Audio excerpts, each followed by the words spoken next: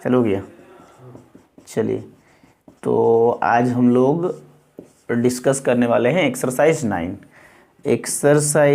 Chapter 9 जो है, बड़ा ध्यान से समझिएगा, इससे कुछ क्वेश्चंस इंपॉर्टेंट हैं, मैं उसको बताता हूँ। चैप्टर 9 और इस चैप्टर का जो नाम है वो है डिफरेंशियल इक्वेशंस। ठीक है, डिफरेंशियल इक्वेशंस मतलब अवकल समीकरण। इसको हिंदी में क्या बोलेंगे? अवकल समीकरण। ध्यान से देखेंगे, जो लॉन्ग क्वेश्चंस आते हैं आपके एग्जाम में, बिहार बोर्ड में खास करके, तो वहां पे आप देखेंगे एक एक्सरसाइज 9.6 से एक क्वेश्चन लगभग फिक्स होता है। ठीक है, तो वो आप इम्पोर्टेंट है इसलिए मैं कह रहा हूँ, इससे 5 नंबर का एक क्वेश्चन जरूर देता है। ठीक है, और 9.1 से कम 2 ऑब्जेक्टिव देते हैं, तो कहने का मतलब 7 नंबर का प्रश्न इससे फिक्स है।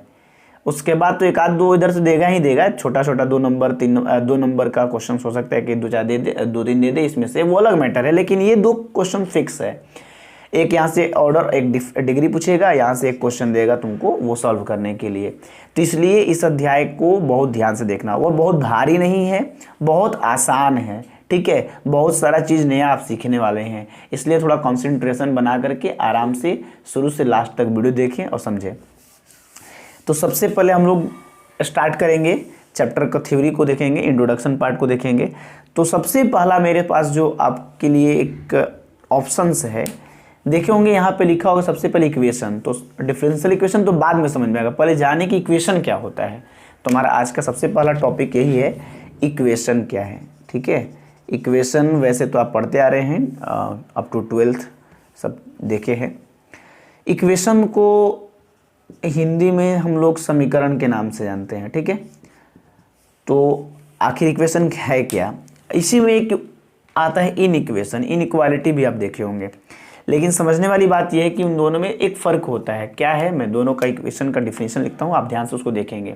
ठीक है, तो समीकरण किसे बोलते हैं? लिखा है कि मैथमेटिकल, ठीक है, मैथमेटिकल स्टेटमेंट विच, एक गणितीय कथन है, मैथमेटिकल स्टेटमेंट विच एक्सप्रेस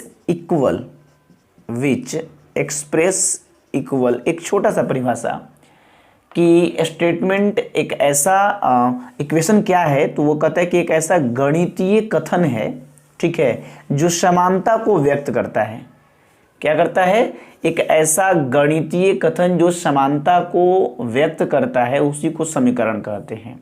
ठीक है, इसी चीज को थोड़ा और विस्तार से देखें तो इसको एक और इक्वेशन, एक और डिफिनेशन दिया है कि एन इक्वेशन, ठीक है, इज अ स्टेटमेंट, वो एक कथन है, ठीक है, स्टेटमेंट ऑफ एन इक्वालिटी, समानता के, ठीक है, of an equality containing one और मोर वेरिएबल्स। इसमें आपने देखा, उसी चीज को और विस्तार से बताया गया है कि इक्वेशन क्या है? एक स्टेटमेंट है जो क्या करता है, कैसा स्टेटमेंट है? तो कहता है कि ऑफ एन इक्वालिटी, वो समानता का एक कथन है, और वो क्या करता है? तो वो कंटेन करता है, रखता है। क्या रखता है? 1 और मोर वेरिएबल्स, मतलब समानता का एक ऐसा कथन जिसमें एक या एक से अधिक चर राशि उपस्थित हो, उसको समीकरण के नाम से जाना जाता है। ठीक है, क्या कहा कि इसमें और इसमें दोनों डिफिनीशन सेम है, ये छोटा ही थोड़ा सा उसको बड़ा किया गया। ये कहता है कि एक ऐसा गणितीय कथन जो समानता को व्यक्त करता है, समीकरण कहलाता है।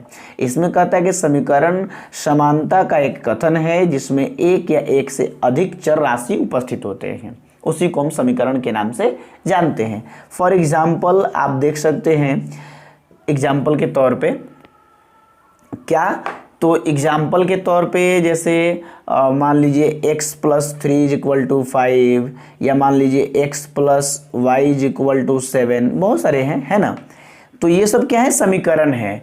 x plus 3 is equal to 5, x plus y is equal to 7, किसी में एक चर राशि हो, किसी में दो चर राशि हो,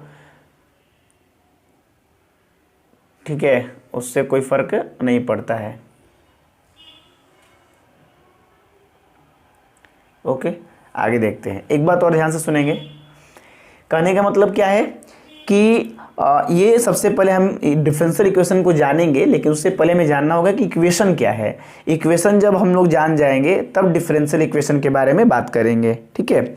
तो पहले इक्वेशन हम लोग देख लिए, अब हम लोग बात करेंगे डिफरेंशियल इक्वेशन। इक्वेशन समझ में आ गया कि एक ऐसा गणितीय कथन जो समानताओं को व्यक्त करता है, या ऐसा कहें कि एक ऐसा गणितीय कथन जिसमें एक या एक से अधिक चर राशि उपस्थित हो और समानता को व्यक्त करता हो, उसको समीकरण के नाम से जाना जाता है। जैसे में x प्लस 3 इक्वल टू 5, इसमें एक चर राशि उपस्थित है, और x plus y equal to 7, इसमें दो चर राशि उपस्थित है। ऐसे ही एक से अधिक चर राशि 2, 3 कुछ भी हो तो हम उसको समानता, सिर्फ ये याद रखना, समानता का एक संबंध होगा, उसमें बराबर का साइन जरूर होगा। अगर बराबर का साइन नहीं होगा तो फिर कुछ और साइन होंगे, जैसे मान लीजिए लेस देन, ग्रेटर देन, ये वाले सारे होंगे।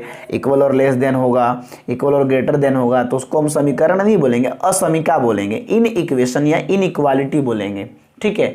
तो ये साइन पर डिपेंड करता है कि वो है क्या, इसीलिए इसमें बोला कि जो समानता को व्यक्त करता है वो समीकरण। बस आगे देखते हैं। अब हम लोग जब इक्वेशन समझ गए तो नेक्स्ट टॉपिक होगा डिफरेंशियल इक्वेशन का। तो डिफरेंशियल इक्वेशन थोड़ा सा देखते हैं। चलिए, अगला जो टॉपिक होगा वो होगा हमारा डिफरेंशियल इक्वेशन। अब हम लोग देखेंगे डिफरेंशियल इक्वेशन, ठीक है। अब इसको हम बोलेंगे अवकल समीकरण, जो चैप्टर का नाम भी है, आप तो पहले से परिचित हैं, अवकल समीकरण। अब किसे कहते हैं बहुत ध्यान से देखेंगे, ठीक है। लिखा है कि एन इक्वेशन इन विच, एक ऐसा समीकरण जिसमें, an equation in which derivative of the क्या, dependent variable, derivative of the dependent variable, जिसमें आश्रित समीकरण जो है, dependent variable with respect to, देखिए WRT, इसका मतलब विथ रिस्पेक्ट टू मतलब के सापेक्ष, ठीक है, with respect to the independent variable,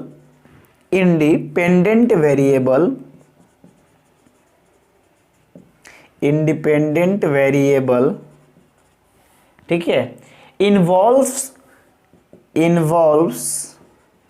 मतलब उसमें सम्मिलित हो, is called as differential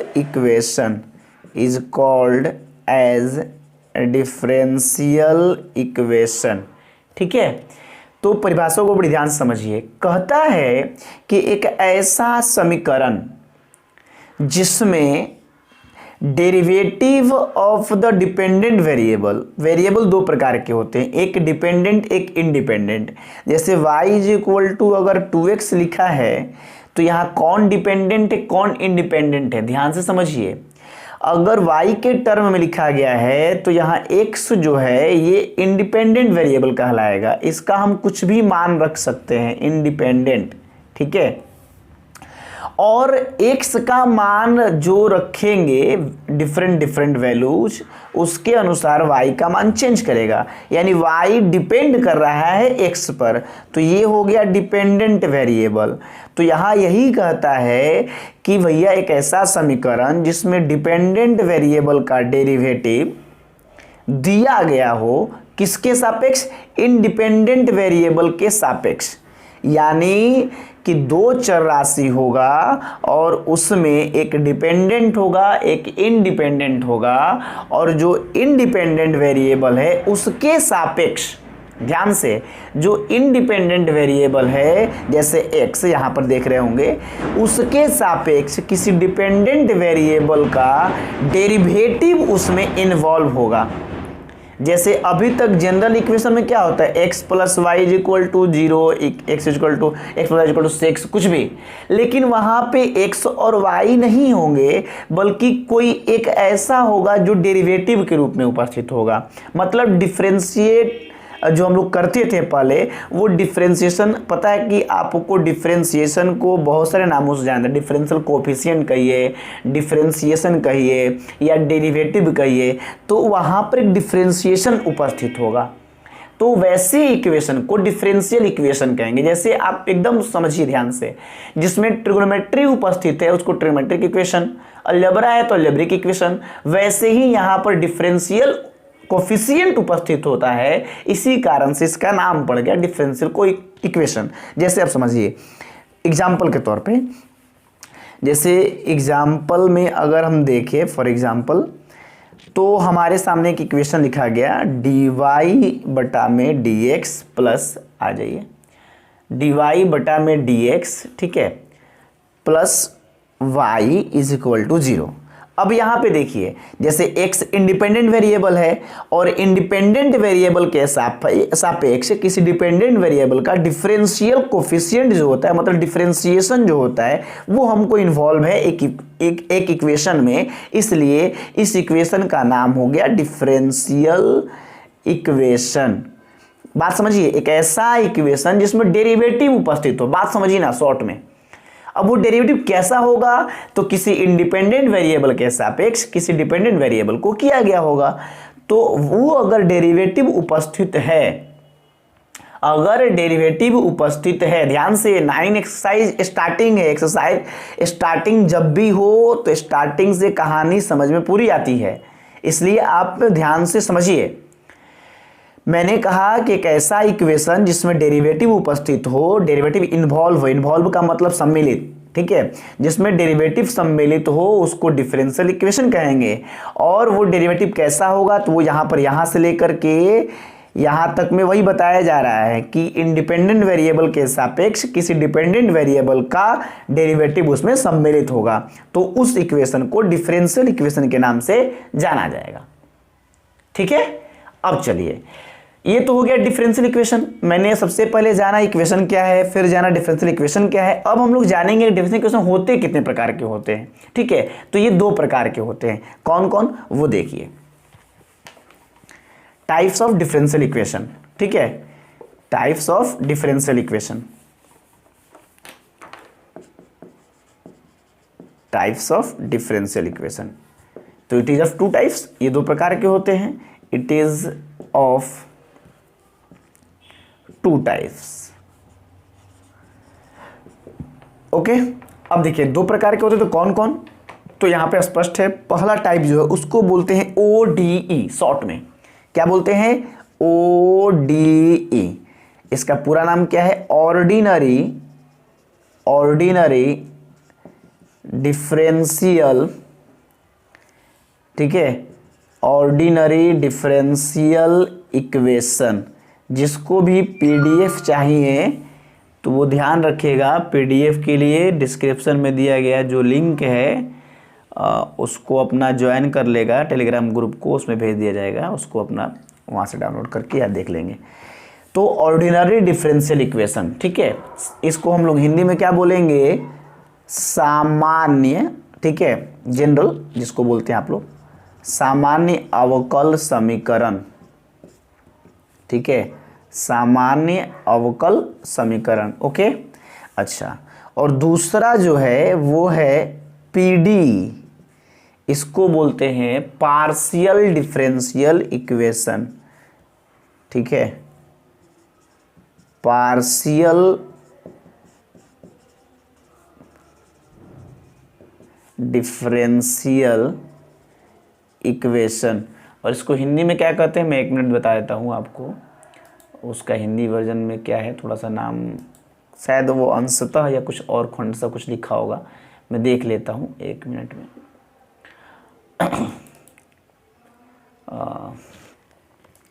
1 minute. तो इन दोनों को हम लोगों को बारी बारी से पढ़नी है। हमको लग रहा है कि PDE शायद आपके क्लास में है नहीं, फिर भी मैं एक बार सर्च कर लेता हूँ जहाँ से भी मिले और उसके बाद क्या बोलते हैं, 1 minute, 12th mathematics part 1 part 2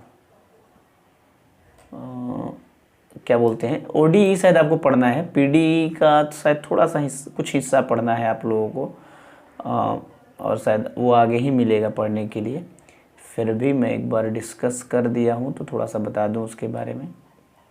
अरे कहाँ गया,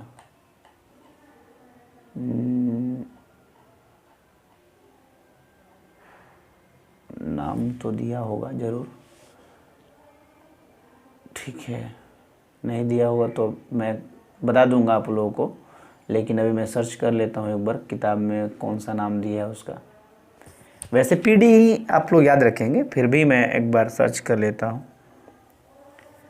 सामान्य और आंशिक लिखा है, चलिए मुझे लगा कि खंडशः या आंशिक कुछ लिखा होगा, ठीक है। तो इसको क्या बोला है, आंशिक अवकल समीकरण, जरूर याद रखेंगे। आंशिक, ऐसे देखिए पार्शियली मतलब होता ही अंशतः, या वो हम लोग पलवन के नियम वगैरह में पढ़े होंगे आप लोग। आंशिक अवकल समीकरण, ओके। चलिए अब हम लोग इसके बाद इन दोनों के डिफिनेशन को देखेंगे और फिर बारी बारी से दोनों का डिस्कस करेंगे। तो ये आपके लिए दो नाम थे, पहला एक बोलते हैं ऑर्डिनरी डिफरेंशियल इक्वेशन, एक बोलते हैं पार्शियल डिफरेंशियल इक्वेशन। अब ऑर्डिनरी किसको कहते हैं उसको देखिए, और फिर पार्शियल किसको कहते हैं उसको देखेंगे। फिर दोनों को देखने के बाद हम लोग बारी बारी से, पार्शियल आपको पढ़ना नहीं है, मैं देख लिया, पार्शियल आप लोगों को नहीं है सिलेबस में, पार्शियल फिर आपको बीएससी में मिलेगा, ठीक है। चलिए तो सबसे पहले बात करते हैं ओडीई के बारे में। हम लोग डिफिनेशन जरूर देखेंगे दोनों का, जरा समझ लेंगे, उसके बाद हम लोग आगे डिस्कस करेंगे। चलिए ओडीई में क्या कहता है, मैं उसका डिफिनेशन आपके सामने लिखता हूँ, ध्यान से उसको देखिएगा पहले, कि डिफरेंशियल इक्वेशन, ठीक है, और डिफरेंशियल इक्वेशन और differential equation involving derivatives of the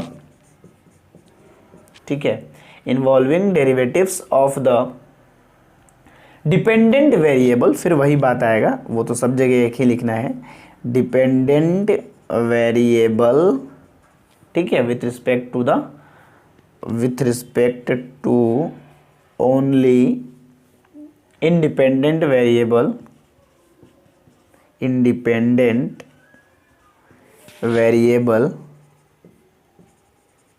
ठीक है, variables is a variable is called as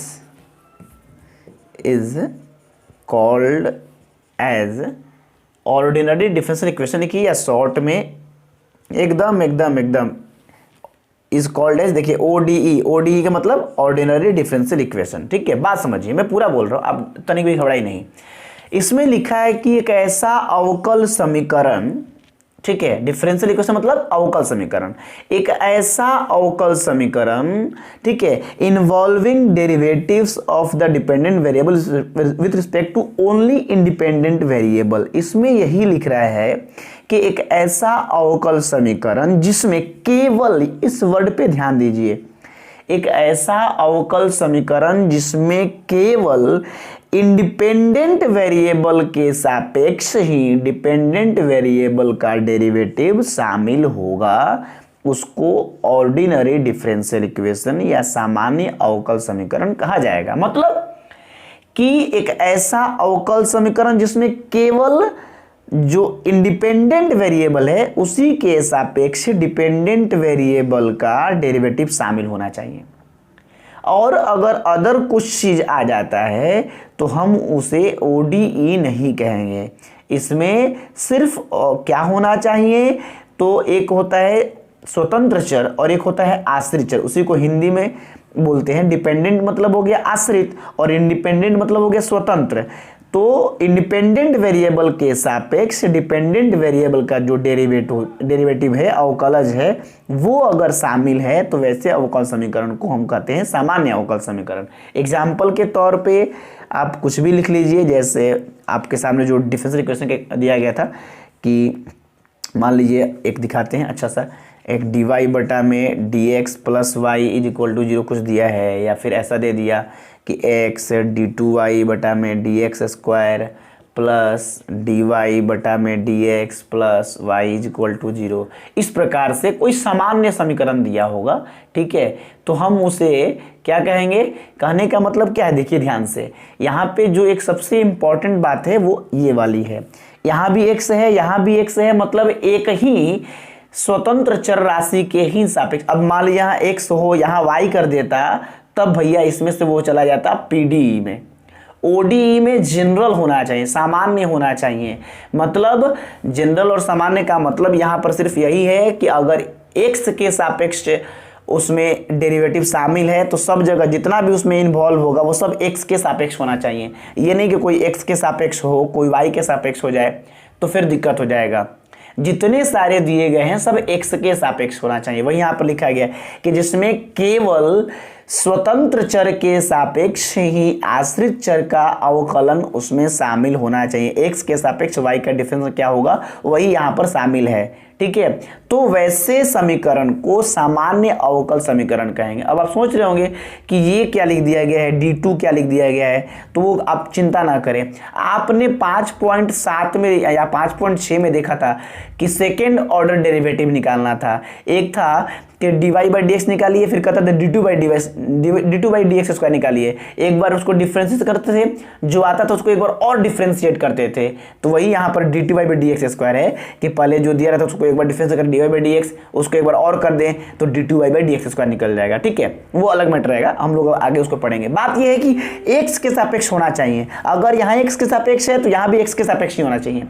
एक इक्वेशन में एक ही होना चाहिए। अब ये नहीं कि एक ही इक्वेशन में x के भी सापेक्ष दिया है, y के भी सापेक्ष दिया है तो गलत हो जाएगा। इस वर्ड पे बहुत ध्यान से समझना है, बस सिंपल वर्ड है ये। डिफरेंशियल इक्वेशन के डिफिनेशन में ही ये सिर्फ ओनली वर्ड का यूज कर दिया गया, बस और कुछ नया नहीं है। A differential equation involving derivatives of the dependent variable with respect to only dependent variable is called as ODE, ordinary differential equation. ये कुछ नहीं है, केवल स्वतंत्र चर के सापेक्ष आश्रित चर का समीकरण, आश्रित चर का अवकलज अगर शामिल होगा तो ही उसे हम सामान्य अवकल समीकरण के नाम से जानेंगे, ठीक है। थोड़ा पीडीई देख लेते हैं, फिर हम लोग इसको विस्तार से आगे और पढ़ना है, ठीक है। चलिए अब देखते हैं पीडीई के बारे में। तो पीडीई यहीं पे चेंज कर देते हैं, सेकेंड वाला पीडीई। चलिए पार्शियल डिफरेंशियल इक्वेशन, हिंदी में उसको हमने देखा आंशिक अवकल समीकरण। तो ठीक है, ओडी हो गया। अब पीडी देख समझते हैं। पीडी में कुछ नहीं है, सिंपल एक बेसिक डिफरेंस है। उसमें होगा कि एक ही वेरिएबल के सापेक्ष डिफरेंशिएशन दिया होगा, इसमें एक से अधिक का दिया होगा। क्या लिखेंगे कि अ डिफरेंशियल इक्वेशन, ठीक है, इन्वॉल्विंग अ डिफरेंशियल इक्वेशन इन्वॉल्विंग डेरिवेटिव्स, ठीक, इन्वॉल्विंग डेरिवेटिव्स, किसका derivatives? Of the dependent variable, dependent variable with respect to the independent variable, independent variable, ठीक है। किसका इंडिपेंडेंट वेरिएबल? अच्छा, with respect to more than one, यहीं पे लिख देंगे हम लोग, एक काम कर देते हैं, मोर देन वन, ये ध्यान रखना। उसमें ओनली था, इसमें क्या होगा? मोर than one independent variable, independent variable is called as PDE। ध्यान से सुनिएगा जो कहा गया, बस ये वाली लाइन इंपॉर्टेंट है।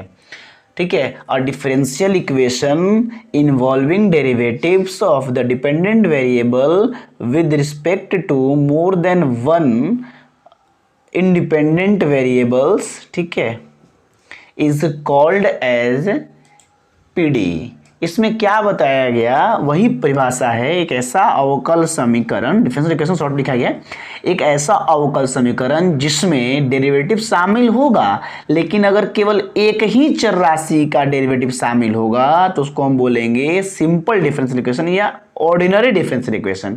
और यदि इंडिपेंडेंट वेरिएबल जिसके सापेक्ष डेरिवेटिव करके उसमें शामिल किया गया वो अगर एक से ज्यादा चर राशि के रूप में होगा तो हम उसको बोलेंगे पीडी। एग्जाम्पल के तौर पे आप देख सकते हैं, इसका नोटेशन से भी देख के पता चल जाएगा। इसमें ना एक के जैसे डीवाई बाई डी एक्स नहीं लिखते हैं, इसमें क्या होता है, आप डेल्टा एक नाम सुने होंगे, एक होता है कैपिटल डेल्टा एक स्मॉल डेल्टा, ये होता है कैपिटल डेल्टा एक ये होता है स्मॉल डेल्टा, ठीक है। तो यहाँ स्मॉल डेल्टा का यूज किया जाता है पीडीई में, ये बीएससी में आपको मिलेगा विस्तार से पढ़ने के लिए, कि जैसे मान लिखा गया है डेल स्क्वायर वाई, इसको डेल बोलते हैं या शॉर्ट में डेल्टा बोले, डेल बोलिए, डेल एक्स स्क्वायर फिर प्लस में डेल स्क्वायर एफ, ठीक है, कुछ भी बटा में डेल स्क्वायर कुछ और चर राशि दे देगा, मान लीजिए डेल वाई स्क्वायर, फिर मान लीजिए डेल स्क्वायर जेड दे दिया, और फिर यहाँ पर del square del t square कुछ भी दे दे, मान लीजिए यहाँ पे टी लिख दिया, यहाँ पे जेड लिख दिया। कहने का मतलब क्या है कि अगर जैसे यहाँ पे एक्स के भी सापेक्ष दिया है डिफरेंशिएशन, वाई के भी सापेक्ष है, जेड के भी सापेक्ष है, तो अगर एक से ज़्यादा इंडिपेंडेंट वेरिएबल्स के सापेक्ष डिपेंडेंट वेरिएबल को डिफरेंशिएट करके उसके डेरिवेटिव को इन्वॉल्व किया गया होगा तो वैसे अवकल समीकरण को हम पार्शियल डिफरेंशियल इक्वेशन के नाम से जानेंगे, आंशिक अवकल समीकरण के नाम से जानेंगे, ठीक है। और यदि केवल एक चर राशि के रूप में एक चर राशि के सापेक्ष डिफरेंशिएशन करके उसमें शामिल किया गया है तो उसको हम बोलेंगे ऑर्डिनरी, एक से ज्यादा कर दे तो उसको पीडी, बस इस सिंपल डिफरेंस है दोनों के बीच में, ठीक है। हिंदी में कैसे लिखेंगे, एक ऐसा अवकल समीकरण जिसमें एक से अधिक मोर देन मतलब एक से अधिक चर राशि के सापेक्ष स्वतंत्र आश्रित चर राशि का अवकलज शामिल हो, उसे हम लोग आंशिक अवकलज समीकरण के नाम से जानेंगे, ठीक है। चलिए, तो ये चूंकि इसके बारे में हमको पढ़ना नहीं है लेकिन फिर भी हम लोग इसके बारे में ये जान लेंगे कि ये है क्या और कैसा होता है, ठीक है। विस्तार से आगे मिलेगा तो पढ़ेंगे हम लोग। अब चलते हैं next topic, notation of derivatives, ठीक है। अगला जो टॉपिक है हमारा वो है नोटेशन, देख लीजिए हो रहा है ना, ऑफ डेरिवेटिव्स, एक मिनट, डेरिवेटिव्स, ठीक है, मतलब अवकलज के जो संकेत है उसके बारे में थोड़ा सा जानेंगे। जैसे आपको मैंने 5 एक्सरसाइज पढ़ाया था तो वहाँ पे भी मैंने 5.6 या 5.7 में बताया था, देख लीजिएगा कि ऑर्डर क्या होता है, थोड़ा सा इसके बारे में। मान लीजिए कहीं लिखा हो फर्स्ट ऑर्डर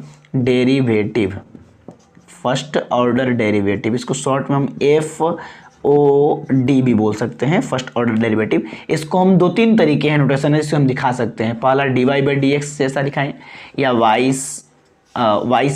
सिंगल डैश दिखा दें ऐसे, या y1 लिख दे, बात एक ही है, ठीक है। अगर मान लीजिए कहीं लिखा मिला सेकेंड ऑर्डर डेरिवेटिव, इसको कैसे दिखाएंगे, सेकेंड ऑर्डर डेरिवेटिव, इसको हम क्या लिखेंगे SOD, ठीक है। सेकेंड ऑर्डर कैसे दिखाएंगे d2y, देखिए एक बार डिफरेंशिएशन करेंगे dy बाई डी एक्स, एक बार और कर देंगे तो उसी को क्या लिखेंगे d2y बटा में dx। अब कोई कुछ भी बोल सकते हैं, वैसे कोई नियम नहीं है लेकिन फिर भी एक जो मतलब टीचर्स को द्वारा बताया गया कि ऊपर वाले को हम नंबर बोलेंगे, नीचे वाले को पावर के रूप में बोलेंगे। जैसे ऊपर क्या बोलेंगे d2y और नीचे क्या बोलेंगे dx स्क्वायर, ठीक है। ये पावर के रूप में देखेंगे, इसको हम लोग 2 के रूप में लिखेंगे। इस लिखने का तरीका है, फॉर्मेट है। एक बार किया गया dy बाई dx, एक बार और कर दे तो d2y, और जितना बार किया जाएगा वही उसका ऑर्डर होता है, ठीक है। इसको अगर डैश के रूप में देखें तो सिंगल डैश तो first order, double dash second order. यहाँ पे भी लिख सकते हैं पादांक के रूप में, पैर के पास एक नंबर लिखते हैं। एक बार किया गया तो 1 फर्स्ट ऑर्डर डेरिवेटिव, अगर 2 बार किया जाए तो 2 सेकेंड ऑर्डर डेरिवेटिव। अगर मान लीजिए थर्ड ऑर्डर आ गया तो कैसे दिखाएंगे थर्ड ऑर्डर। और चूंकि आपको पता है कि एनसीईआरटी के मुताबिक 3 ऑर्डर तक ही आपको पढ़ना है, 12th क्लास तक में देखना है सिर्फ, तो कैसे लिखेंगे, इसको लिखेंगे TOD third order derivative d3y बटा में dx क्यूब या y ट्रिपल डैश या y3, ठीक है। इसी प्रकार से सिमिलरली हम लोग आगे भी इसको अपना हायर ऑर्डर तक भी देख सकते हैं, ठीक है। क्या लिख देंगे, सिमिलरली फॉर हायर ऑर्डर, हम लोग उच्च घातों के लिए भी ऐसे ही देख सकते हैं, similarly for higher order, HIGHER, higher order, ठीक है। मान लीजिए कोई n ऑर्डर का होगा तो उसको कैसे दिखाएंगे, मान लीजिए nth ऑर्डर डेरिवेटिव अगर आपको दे दिया जाए, इसका मतलब उसको n बार डिफरेंशिएट किया जाए तो उसको कैसे कहें, dny बटा में dx to the power n, या इसको ले देंगे yn। अब इसको y डैश के द्वारा कैसे दिखाएंगे, n बार डैश कैसे देंगे, इसलिए हम इसको ऐसे या ऐसे दिखाते हैं, ठीक है। अब एक चीज़ है आपके सामने, दो चीज़ और जानना है आपको, एक ऑर्डर और एक डिग्री। इसको जानने के बाद आप 9.1 एक्सरसाइज बहुत आराम से बना सकेंगे, और चूंकि यहीं से दो ऑब्जेक्टिव्स देते हैं इसलिए बड़ा ध्यान से समझिएगा। जल्दी से चल देखते हैं उसको हम। तो अगला टॉपिक है हमारा ऑर्डर ऑफ डिफरेंशियल इक्वेशन, ठीक है। ऑर्डर ऑफ डिफरेंशियल इक्वेशन, ठीक है। इसको हम क्या बोलेंगे, अवकल समीकरण की कोटि। क्या बोलते हैं, ऑर्डर का हिंदी में क्या बोलते हैं, कोटि, ठीक है। ओफो, चलिए तो जानेंगे ऑर्डर क्या है। बहुत आराम से देखिएगा, स्पष्ट लिखा है कि it is defined as, it is defined मतलब ऑर्डर डिफरेंशियल इक्वेशन, ठीक है। It is defined as, it is defined as the order of, it is defined as the order of the highest, ध्यान से, it is defined as the order of highest order derivative, highest order derivative, ठीक है, of the dependent, of the dependent variable with respect to independent variable,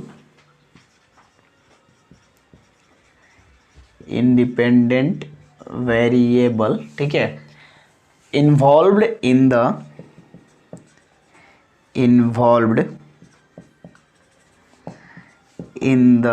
given differential equation.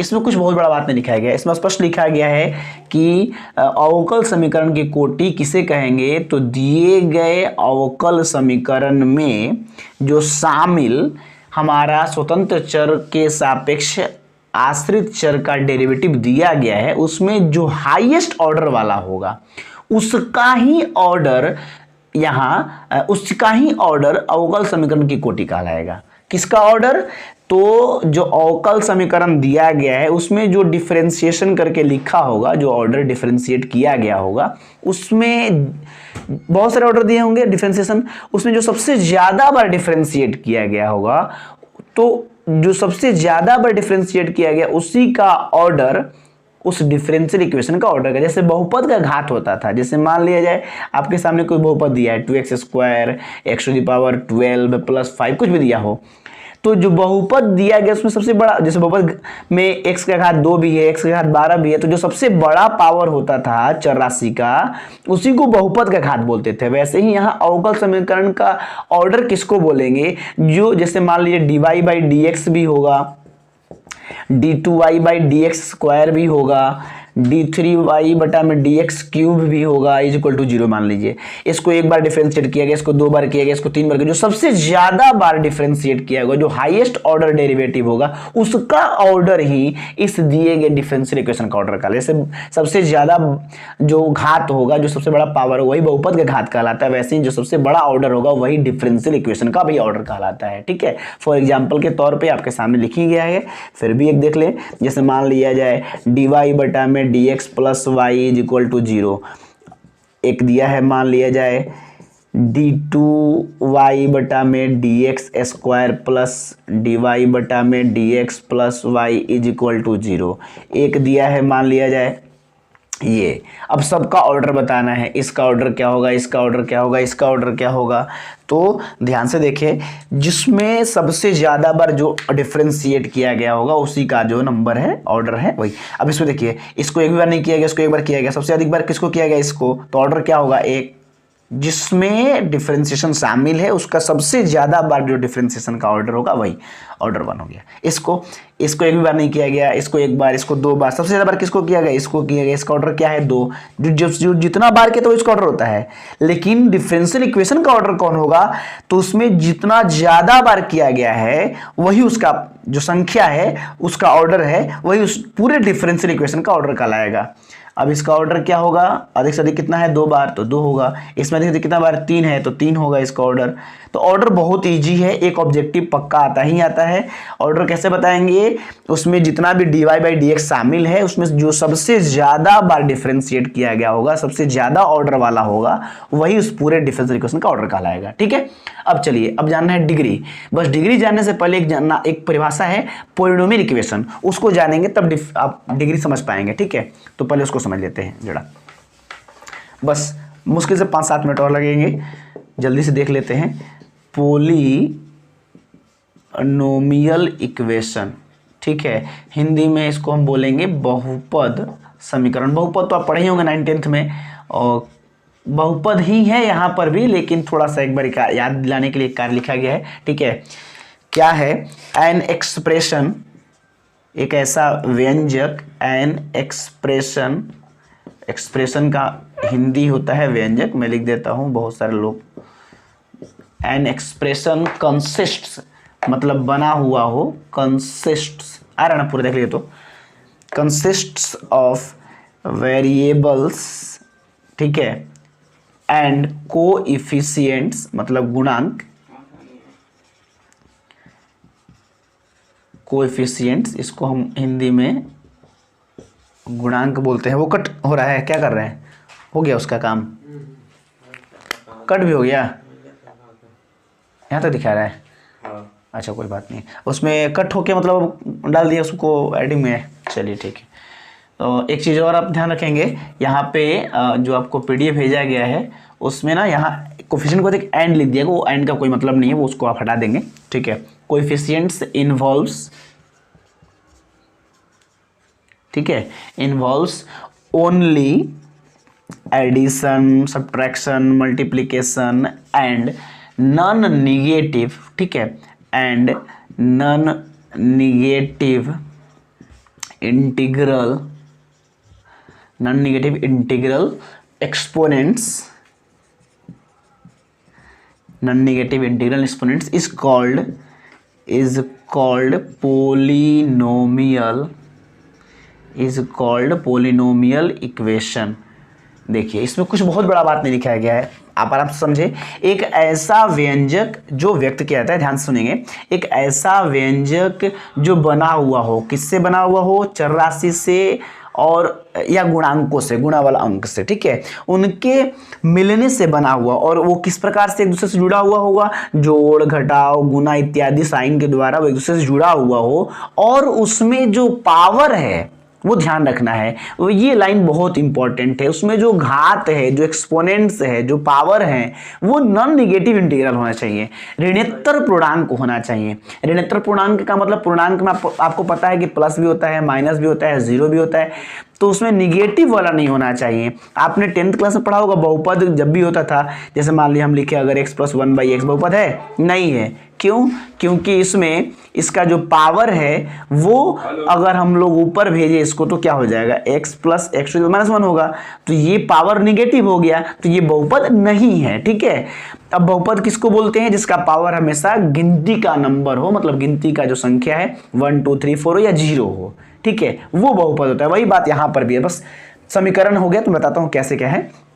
चलिए, न तो उसका power minus में हो, न तो उसका पावर रूट में हो, जैसे अगर 1/2 हो गया पावर तो उसको हम रूट ही ना बोलते हैं, तो ये सब बहुपद में नहीं होते हैं, इसलिए बहुपद पूछता है, क्वेश्चन आता है निम्न से कौन बहुपद है 10th क्लास में, या 9th क्लास में, तो आपको वहाँ पे पढ़े होंगे। ठीक है, तो बहुपद के लिए जरूरी शर्त क्या है कि उसका जो चर राशि है उसमें उपस्थित उस चर राशि का जो पावर है वो हमेशा पॉजिटिव होना चाहिए। ठीक है, नॉन निगेटिव होना, पॉजिटिव या उसका पावर 0 हो, नॉन निगेटिव होना चाहिए, निगेटिव नहीं हो बस।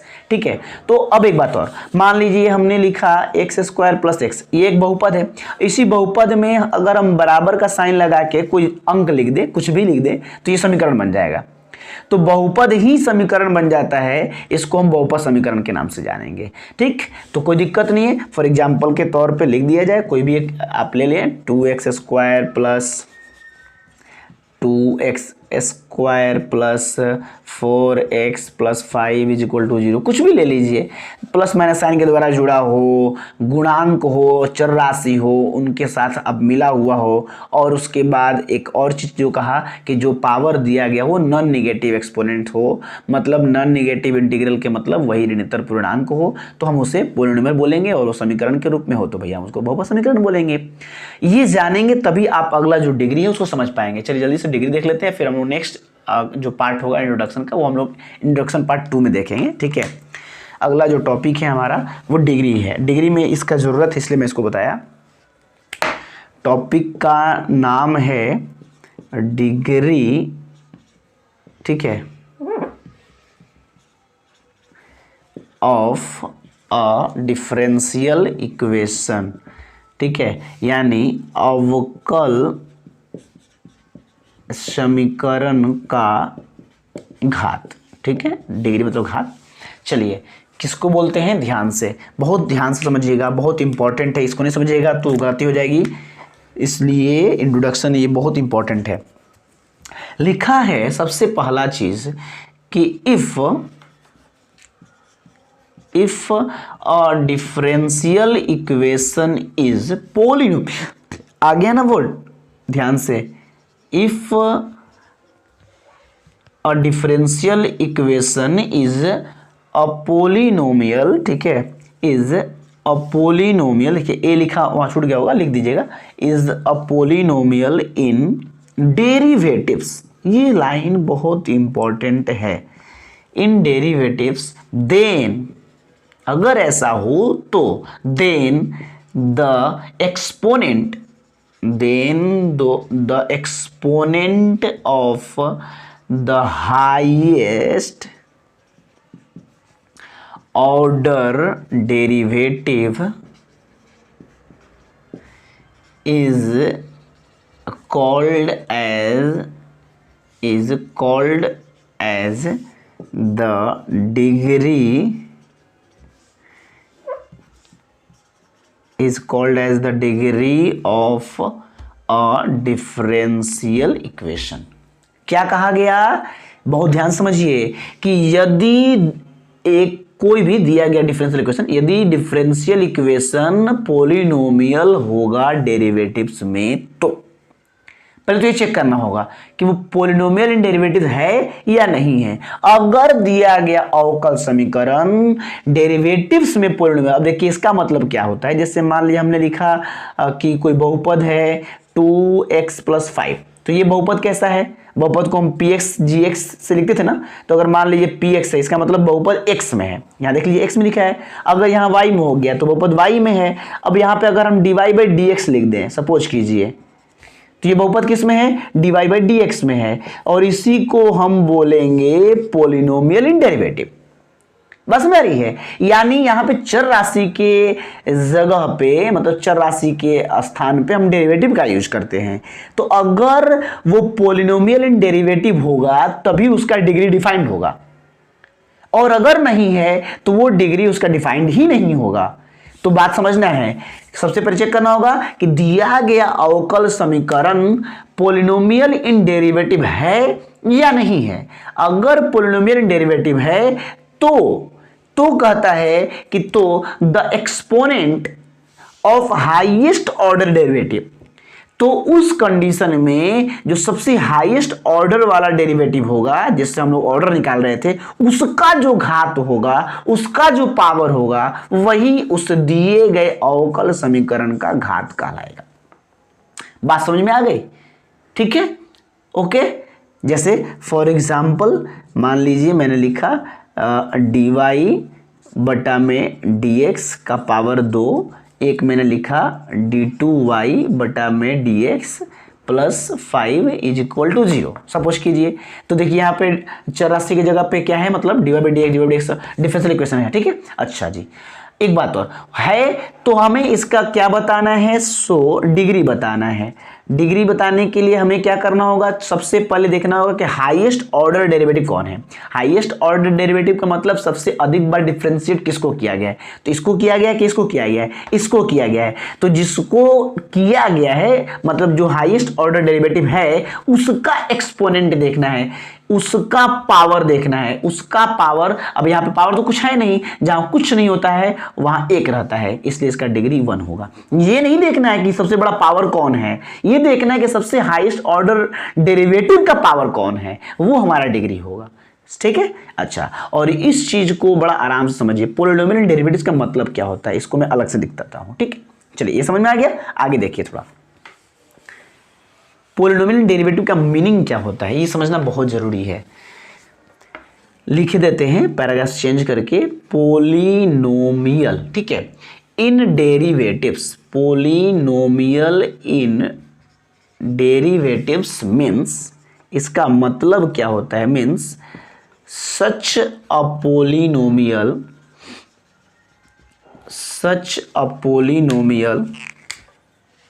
इन विच,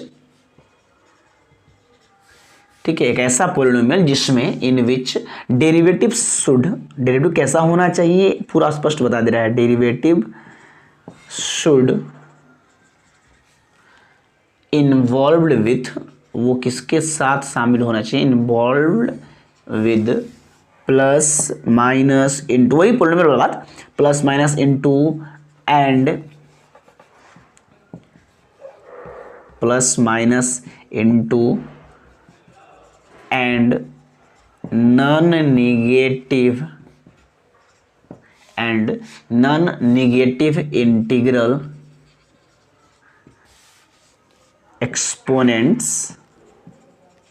मतलब वही ऋणात्मक पूर्णांक घात के रूप में होना चाहिए, एक्सपोनेंट्स, ठीक है। डेट इज, इसका और व्याख्या कर दिया है कि that is derivative should not, that is derivative ऐसा होना चाहिए, और कैसा नहीं होना चाहिए वो भी कह दे रहा है, that is derivative should not, ठीक है, शुड नॉट इन्वॉल्व्ड विद, किसके साथ हो किसके साथ नहीं हो, involved with sine inverse dy by dx log dy by dx sin dy by dx e dy by dx etc। मतलब स्पष्ट समझ लो भैया, पॉलिनोमियल इन डेरिवेटिव का मतलब सिर्फ इतना ही है कि कोई भी पॉलिनोमियल प्लस माइनस गुना भाग इत्यादि या नॉन नेगेटिव इंटीग्रल एक्सपोनेंट मतलब ऋणात्मक पूर्णांक के साथ जुड़ा हो तो हम उसको पॉलिनोमियल इन डेरिवेटिव कहेंगे। लेकिन वो कभी भी अगर साइन इनवर्स के साथ, लॉग के साथ, साइन के साथ, एक्सपोनेंशियल के साथ अगर आ जाए तो हम उसे कभी भी पॉलिनोमियल इन डेरिवेटिव नहीं कहेंगे, और उस कंडीशन में उसका डिग्री डिफाइंड नहीं होगा, क्योंकि जब पॉलिनोमियल इन डेरिवेटिव होगा तभी उसका डिग्री डिफाइंड होगा, अगर नहीं है तो डिग्री डिफाइंड नहीं होगा। अब एक बात समझिए थोड़ा, इसको मैं ऐसे अगर लिख दूं sine inverse x into d y by d x, तो इसका मतलब ये और इसका मतलब दोनों अलग अलग है, जरा समझेंगे। इसका मतलब है कि इनवर्स इसका फंक्शन है, sine inverse d y by d x का फंक्शन है, और यहाँ पर क्या है कि साइन इनवर्स x का फंक्शन है और d y by d x से अलग में गुना किया गया है। ये दोनों अलग अलग पार्ट हो जाएंगे यहाँ पे, ठीक है, इन दोनों को आपस में गुना किया गया, लेकिन यहाँ पर गुना नहीं किया गया, एक सिंबल ही है। तो ऐसा रहे तो पॉलिनोमियल इन डेरिवेटिव होगा, ऐसा नहीं होना चाहिए। मतलब sign log sine inverse, exponential इत्यादि उस dy/dx का फंक्शन नहीं होना चाहिए, वो स्वतंत्र रूप में होना चाहिए। बात समझिए, सिंपल बात समझिए, वो स्वतंत्र रूप में होना चाहिए। स्वतंत्र है, इसके साथ गुना किया गया है, ना कि इसका वो फंक्शन है। ठीक है, ऐसा होगा तो पॉलिनोमियल डेरिवेटिव होगा, ऐसा होगा तो पॉलिनोमियल डेरिवेटिव नहीं होगा। और इस कंडीशन में इस डिफरेंशियल इक्वेशन का ऑर्डर तो होगा बट डिग्री नॉट डिफाइंड, उसका डिग्री जो है वो डिफाइंड नहीं होगा, और इसका डिग्री डिफाइंड होगा। Degree defined, degree is defined. बात समझ रही है, डिग्री डिफाइंड, ऐसे डिफाइंड। ओके, बात समझ में आ गई दोनों। तो इस प्रकार से ये बात आज हम यहाँ समाप्त करते हैं। अगला जो 9.2 के लिए जो जरूरी इंट्रोडक्शन होगा हम लोग नेक्स्ट वीडियो में देखेंगे, और हम लोग इसके बाद 9.1 एक्सरसाइज देखेंगे, जिसको आप समझ लेंगे। वहाँ पे पूरे एक्सरसाइज में ही डिग्री और ऑर्डर ही पूछा गया है, उसको आप बना लेंगे तो आप एग्जाम में कम से कम 2 पूछेंगे ही क्वेश्चंस ऑब्जेक्टिव में, एक डिग्री पूछेगा, एक ऑर्डर पूछेगा। तो आप यहाँ से स्पष्ट थ्योरी समझ करके उसको बना पाएंगे। ठीक है, तो मिलते हैं नेक्स्ट वीडियोज़ में।